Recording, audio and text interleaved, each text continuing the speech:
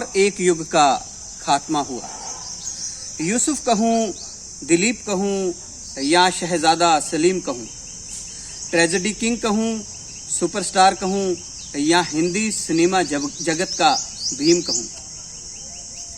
दोस्तों, आज हिंदी सिनेमा के पर्दे का एक ऐसा सूरज अस्त हुआ है जिसकी अदाकारी की चमक के सामने बड़े बड़े सितारे धुंधले पड़ जाते होंगे, या फिर कई बार तो मुझे यूं लगता है कि दिलीप साहब के सामने डायलॉग बोलते हुए बड़े से बड़े अदाकार की जुबान जो है वो हकला जाती होगी और टांगें कांप जाती होंगी।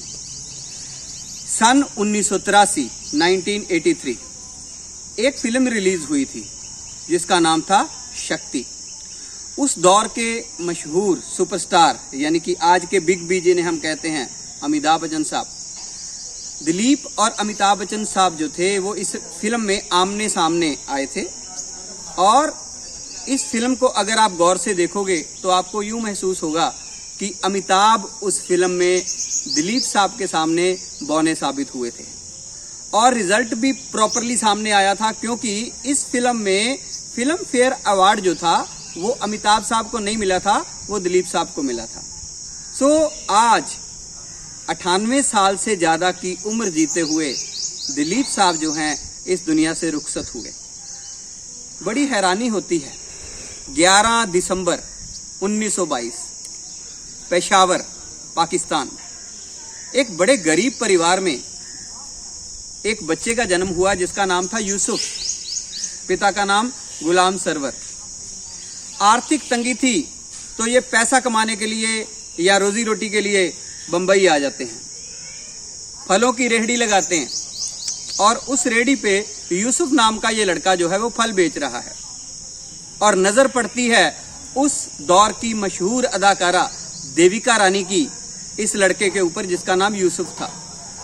एक नजर में ही भांप गई देविका रानी और उसने न्योता दे दिया कि तुम मेरे पास स्टूडियो आओ।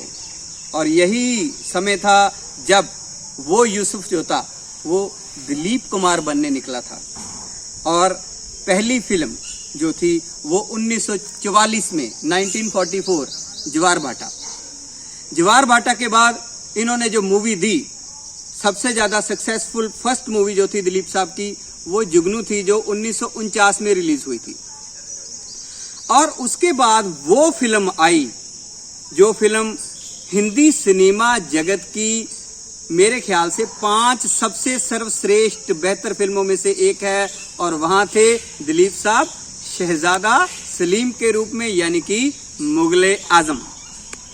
तो ये अदाकार, ये कलाकार जिसको पद्म भूषण मिला, पद्म विभूषण मिला, दादा साहब फाल्के अवार्ड मिला, आज 98 ईयर क्रॉस करके, क्योंकि शायद वो 99 वर्ष में जो थे वो चल रहे थे, तो आज वो इस दुनिया से रुखसत हुए हैं।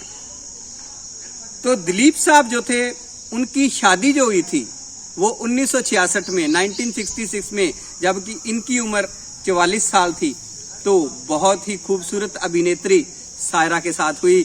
और उस समय मजे की बात यह है कि सायरा बानो की उम्र दिलीप साहब से आधी थी, यानी कि वो 22 वर्ष की थी और दिलीप साहब जो थे वो 44 वर्ष के थे। लेकिन आगे जाके इस व्यक्तिगत जीवन में भी एक मोड़ आता है कि 1980 में दिलीप साहब ने दूसरी शादी की सायरा से अलग होके। 1980 में नाम था आसमा।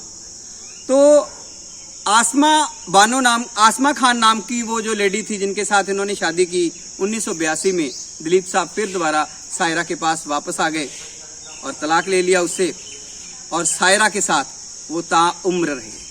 और यहाँ पे मैं एक बात बहुत प्यारी लगती है कि लगभग हर बरस दिलीप साहब के जन्म दिवस पर मैं कुछ ना कुछ जरूर लिखता रहा हूँ। तो मुझे बड़ी खुशी होती थी जब उनका बर्थडे आता था, तो सायरा जी जो हैं वो उनकी पीठ के पीछे, उनकी चेयर के पीछे खड़ी होती थी। तो आज सायरा जी को तन्हा छोड़कर दिलीप साहब जो हैं वो खुदा की दुनिया में रुखसत हो गए हैं। लेकिन हिंदी सिनेमा जगत के लोग, हिंदुस्तान के लोग, पाकिस्तान के लोग, क्योंकि पाकिस्तान ने भी उनको सबसे बड़े खिताब से नवाजा था, तो उनकी कमी जो है वो ज़रूर महसूस करते रहे होंगे। फिल्में तो इतनी हैं कि जिनके नाम नहीं गिनाए जा सकते, लेकिन इतना ज़रूर है कि दिलीप साहब जो हैं वो हमारे दिलों में हमेशा हमेशा के लिए बसते रहेंगे।